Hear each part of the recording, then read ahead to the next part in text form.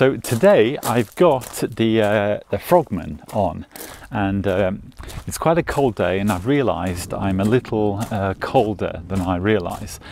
So I'm walking briskly to warm up a little bit. But I wanted to show you the Frogman, and in fact let me spin the camera around. This may be a little more difficult, but never mind. There is the frog. Now I should have a blue t-shirt on, but I don't. But I wanted to chat about this watch because many people think that the asymmetric design is perhaps not the best because it's a little too large, and I'm walking around to see if I can better catch the diffused light.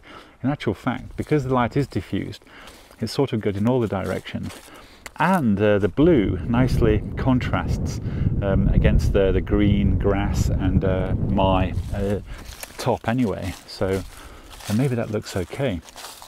But I wanted to talk about the Frogman because in terms of watch collecting and watch fans, this is an unusual watch. It's large.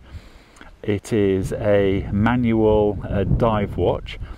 G-Shock Frogmans were and have been always digital, but the GWF A1000 series came out a couple of years ago, and I believe that they're discontinued now. But this is one of Casio G-Shock's new MRG watches. Saying that new, it was released last year in 23. And of course it's one of their higher end watches.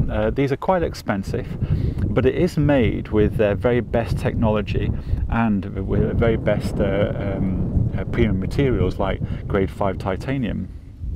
And I'm going to put the camera on the stand. Hold on. So I need to remember to insert this. I've pressed the bottom, this button here, and it's connected to the app, so I can now see the connection status, and I can set the watch using the app. And I have shown this app before, and it's one of my favorite things about G-Shock actually. I really do like this. Look at that. And in fact, I don't think I've ever touched the crown on this watch, not even once, because you can access all the functions of the watch through the app. And so there you go. So I have my two hands free now.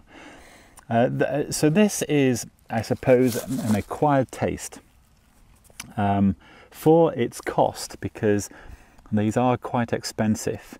And you know, there are so many other watches for this cost, but the build quality, the materials, and its iconic Casio G-Shock Frogman styling, you know, because I'm a fan of that anyway, this sort of release, you know, was going to be of interest to me. And you can really see, well, the asymmetric design sticks out there like a sore thumb. And I know that originally when you see that asymmetric design, you think, oh, that's, you either like it, it's Marmite, you either like it or you really do not like it. It's called the Frogman because of that view. And for me, I love it. I think that is the coolest thing I've seen. Of course, sapphire crystal. I believe that the integrated circuit and the electronics on the inside are all gold plated. That will be industrial gold. The reason that they use the type of gold is because it's a fabulous conductor and it doesn't corrode. So the internals being electronic, they are the best quality materials that you can buy for electronic purpose like this. And you know, the asymmetric design, I know that many people will think, hold on, what are you doing? You're wearing it left-handed and it's an asymmetric right-handed watch. But for some reason I prefer it on my right hand like this, and never once has it been a problem to wear. I've never once thought to myself, hold on, this watch is too big and it's uncomfortable. That just hasn't happened, and I think that's because Casio do put so much design thought into their straps. I'm trying to take the strap off here. Hold on, just when you want it to there we go, it's come off. Because I want to put it on my left wrist as well, because if you thought it looked good on my right wrist, on the left it looks even better. You know, I'm not going to loop it there, but look at that. So on the left hand it does look very, very good.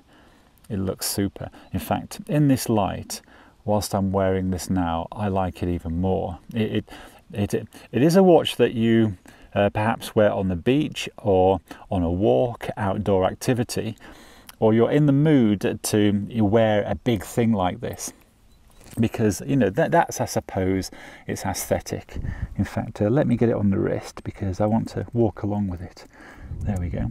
And I wear watches loose. It's not always, but most of the time I do. There we go. If I crouch down all the time, I won't get very far. But I thought, let's walk around a little to see what we think. And hold on. So there you go. Now, of course, I'm in a more country setting.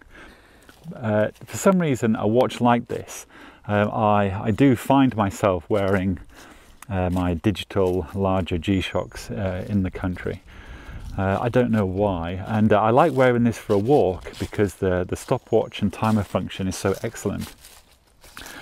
I think I've said before, I like timing things. I like walking. I like even things that don't need timing. I like to time for some reason. I just like them.